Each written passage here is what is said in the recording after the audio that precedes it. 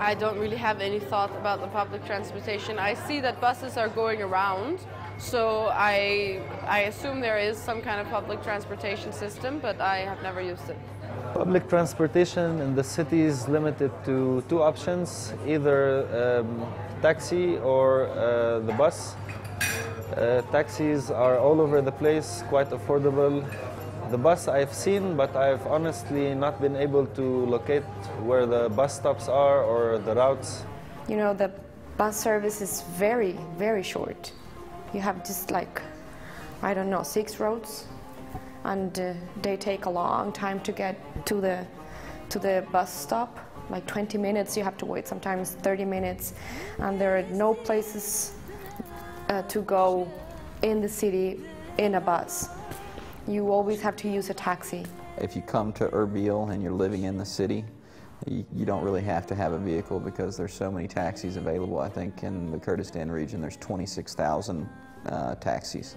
They are planning to do some like tramway, they call it, all around the city, and it will be there accessible for everyone. And it would make things easier for all of the locals here and expats as well.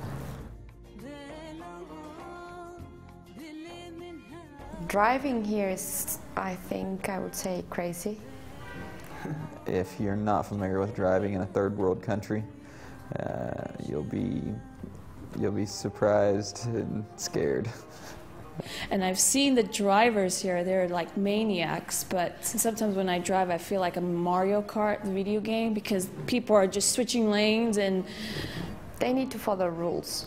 They don't do that much here.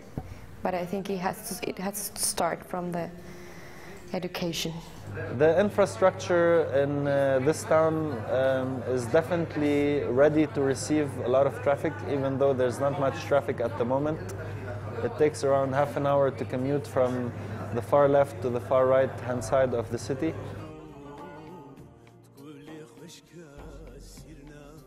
As far as being an expat, being a male expat, it's not really an issue. It's inexpensive. The drivers are fairly friendly.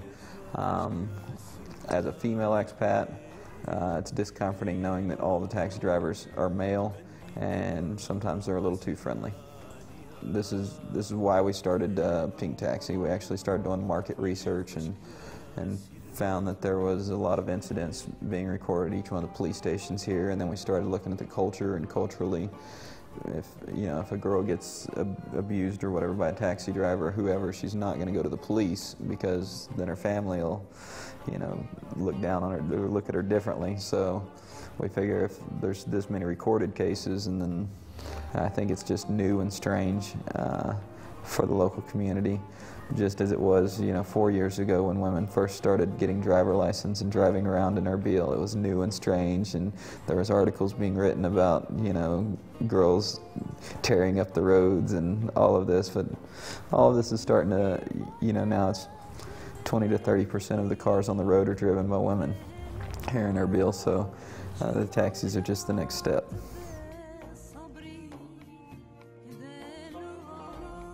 They don't drive nicely or in a good way or after the rules, but I mean, you can get by. I mean, use your horn, you'll be fine. I definitely advise the expats on arrival to use taxis for transportation, and